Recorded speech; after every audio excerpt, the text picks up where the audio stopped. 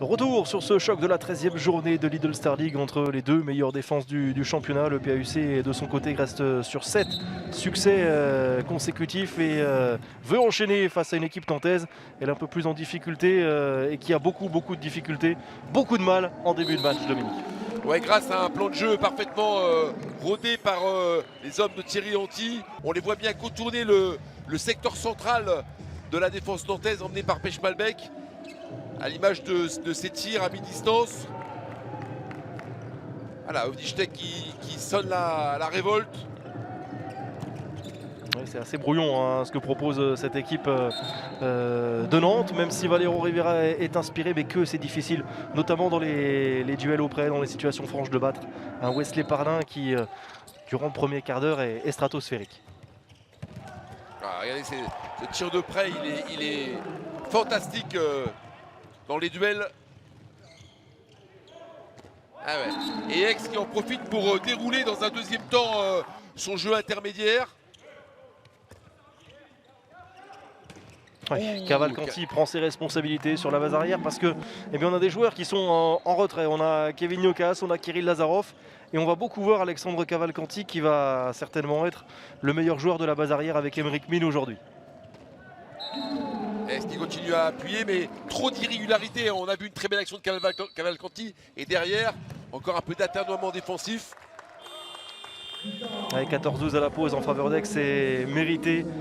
Cette défense aixoise est en place et ça va continuer en seconde période. L'énorme travail de Karl Conan qui abat un travail considérable. Wesley Parlin repart sur des bases très solides face à Olivier Niokas, absent aujourd'hui, et l'écart va se creuser. Avant, plusieurs reprises des sursauts d'orgueil des Nantais. Ouais, un début de seconde période très compliqué pour les Nantais. Même si là, il y a une belle réaction parce qu'on va chercher le jeu sur les côtés. Et à chaque fois qu'on aère un peu le jeu en attaque du côté nantais de manière collective, forcément les solutions sont beaucoup plus nettes. Voilà, Ovnichtek sur Garcia trouve également une bonne option. Ce sont plutôt des initiatives individuelles, hein, des exploits individuels des Nantais, hein, avec Cavalcanti notamment.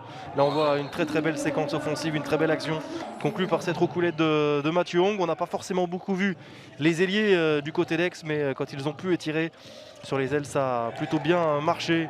Et cette défense agressive permet aussi de monter les ballons et de creuser l'écart avec Gabriel Leuch. Emile Nielsen va un temps céder sa place en fin de match, moins performant avant de revenir. Nantes va y croire jusqu'au bout, mais va s'incliner derrière. Cavalcanti est un petit peu le seul à surnager pour tenter de maintenir en vie le H. De manière beaucoup trop irrégulière, Benjamin. Quelques éclairs de Cavalcanti, puis carton rouge. Ce carton rouge pour Bonnefond.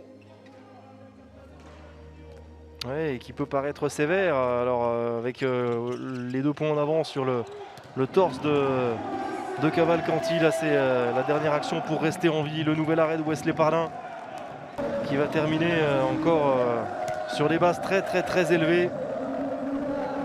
Dernière réalisation qui reste anecdotique, inscrite par Valero Rivera pour la première fois de son histoire depuis 2012 et son accession Lidl Star League. Aix domine Nantes à domicile. 8e succès consécutif pour le PAUC face à Nantes qui enregistre de son côté un 3e revers de rang.